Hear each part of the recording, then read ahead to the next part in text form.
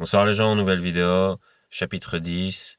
Alors je vous laisse deviner le titre par rapport à mon accoutrement. Je vais le dire dans quelques instants, c'est-à-dire maintenant. Donc le titre c'est l'avocat du diable.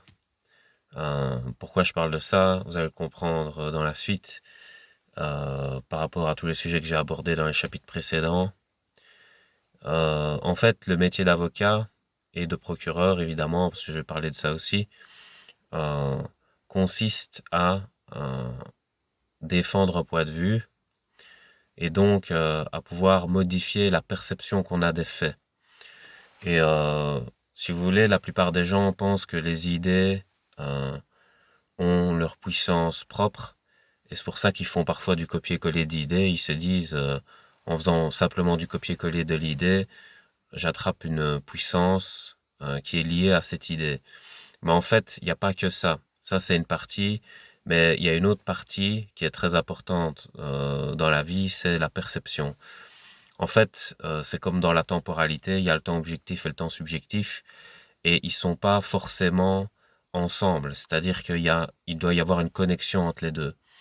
Et il doit donc y avoir une connexion entre la perception et le fait. Et s'il y a une déconnexion entre les deux, on appelle ça une genre de psychose. Enfin, on appelle ça une psychose. Et dans le métier d'avocat, de procureur, bah, il y a ce jeu des perceptions. On essaye d'amener euh, justement l'opinion du jury euh, vers euh, la défense ou l'accusation qu'on veut porter. Et pour ça, il faut le talent de l'argumentation. Et donc, l'avocat et le procureur vont avoir un talent d'argumentation. Et je vais vous démontrer ça maintenant, que c'est pas forcément parce qu'une idée est bonne qu'elle va l'emporter dans un débat. Et c'est pas forcément parce qu'une idée est mauvaise qu'elle va perdre. Tout va dépendre de la défense et de l'accusation qu'il va y avoir dans ce débat. Donc ça va aussi dépendre de la puissance de celui ou de celle qui argumente. Par exemple, vous pouvez faire des jeux de rôle dans les débats et prendre des positions pour vous entraîner qui ne sont pas les vôtres.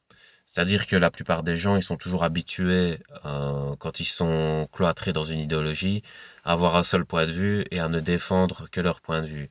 Mais ils se mettent jamais dans un point de vue adverse pour permettre d'améliorer leur sens de l'argumentation. Alors je vais essayer de faire ça ici. Je vais faire, comme j'ai déjà fait dans certains jeux de rôle, je vais essayer de défendre ce qui est ignoble. Vous allez voir que euh, parfois on peut perdre parce que la puissance de celui qui argumente est plus forte que nous, alors que nous on défend l'idée qui semblerait être la plus juste. Donc cette fois-ci, je vais d'abord commencer par défendre l'industrie. Donc c'est plus facile à défendre que ce que je vais essayer de défendre après. L'industrie contre l'écologie. Par exemple, bah, vu ce qui se passe actuellement sur la Terre, on aurait plus tendance à défendre facilement l'écologie.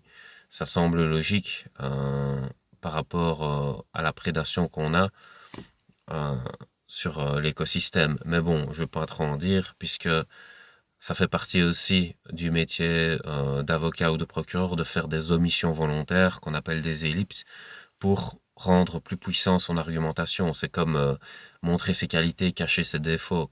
Parce que si vous exposez les défauts, vous donnez le bâton pour vous faire battre, comme on dit dans les argumentations. Donc, pour défendre l'industrie, on pourrait dire, oui, vous les écologiques, vous proposez une solution durable par rapport à votre transition sur notre manière de gérer les ressources, mais est-ce que vous êtes capable de promettre aux gens actuellement de leur mettre à manger sur la table ce soir? C'est-à-dire que vous vous plaignez du fast-food.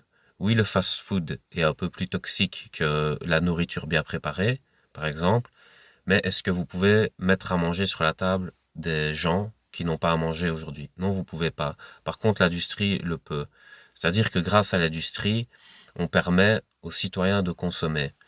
Maintenant, si on doit passer à des énergies renouvelables, est-ce qu'on a les moyens d'investir dans les énergies renouvelables? Est-ce que les gens auront les compétences pour maîtriser ces nouvelles énergies?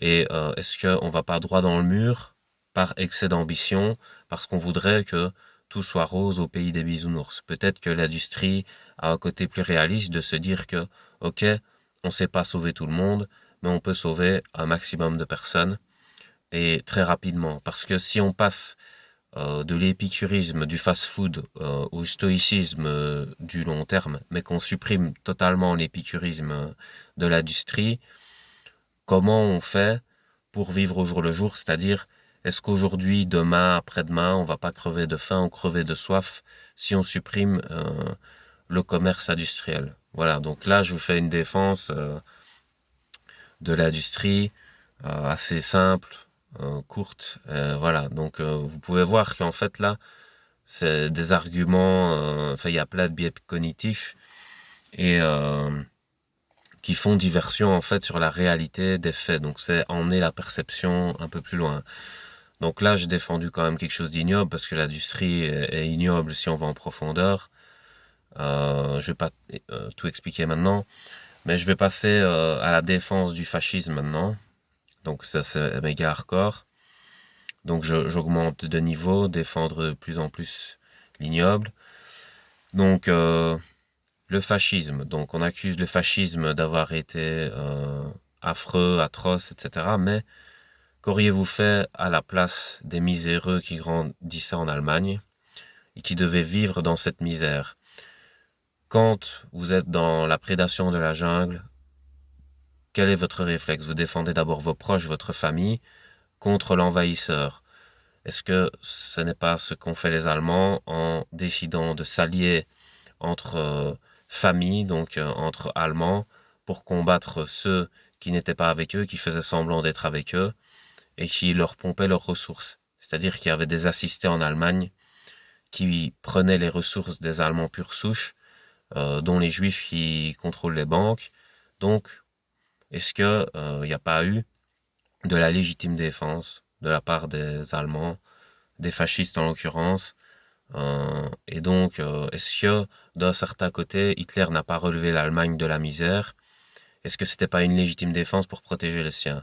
Qu'auriez-vous fait, vous, si vous étiez mis dans une situation de misère et qu'il fallait choisir entre protéger les vôtres ou mourir tous ensemble? Voilà, le choix a été fait. Ils ont choisi de protéger les leurs. Il ne faut certainement pas les encenser au vu de l'horreur que l'on a pu percevoir, mais je pense qu'il ne faudrait pas les blâmer non plus. Donc vous voyez, là, l'argumentation, elle est terrible. Vous voyez, c'est quelqu'un qui a subi la monstruosité du fascisme, la personne, dans un tribunal, par exemple, elle pèterait un câble, elle aurait envie de tout exploser parce qu'il y a une injustice flagrante. Mais là, on voit bien que c'est la puissance de l'argumentation qui vient complètement faire diversion sur le fait qui a été juste d'une atrocité indescriptible. Donc voilà, j'ai défendu de plus en plus ignoble. Maintenant, je vais défendre, puisqu'on parle de l'avocat du diable, bah là, je vais défendre le diable en personne. Donc je vais essayer d'utiliser la puissance de mon argumentation pour défendre le plus ignoble de tout, puisque encore au-dessus du fascisme, il y a le diable qui est responsable de toute l'atrocité existante. Alors, je vais expliquer. Vous qui, dans la vie, avez des attaches, vous qui avez une famille, des amis, des objectifs à accomplir dans votre travail, dans des hobbies, ou vous qui avez des attaches aussi avec des animaux, euh, vous qui avez une attache avec le ciel, vous qui avez une attache avec la mort, donc votre éventuel passage dans l'au-delà, votre place au paradis, vous qui avez toutes ces attaches. Ce sont des gains, ce sont des capitaux que vous avez. Et donc, vous avez une certaine chance d'un côté. Est-ce que vous êtes prêt à sacrifier ça pour avoir le pouvoir? Est-ce que vous êtes prêt à sacrifier vos attaches? Vos attaches sont vos faiblesses. Le diable n'a aucune attache. Il est prêt à tout sacrifier. Le diable est prêt à sacrifier sa famille, ses amis, sa place au paradis. Il est prêt à brûler au cœur de l'enfer, juste pour avoir le pouvoir. Est-ce que vous êtes capable d'un tel sacrifice? Alors si vous n'êtes pas capable de faire un tel sacrifice, c'est que vous avez déjà des gains et que vous avez déjà quelque chose à conserver. Celui qui n'a rien à perdre a tout à gagner, Et c'est le cas du diable. Alors ne mérite-t-il pas d'avoir le gain de son sacrifice, c'est-à-dire le pouvoir? Jusqu'où êtes-vous prêt à aller? Êtes-vous prêt à aller aussi loin que le diable, à tout sacrifier? Non, parce que vous avez déjà des gains. Et donc c'est le karma qui fait que vous allez devoir payer de vos gains et que vous allez devoir rendre ce qui vous a été prêté. Et voilà, c'est dans l'ordre des choses. Donc ne jugez pas mon client ici, qui ne fait que prendre la part qu'il mérite, c'est-à-dire le pouvoir, puisqu'il est prêt à tout sacrifier, même son âme, même sa place au paradis. Voilà. Donc je vais terminer sur ça. Passez une bonne soirée.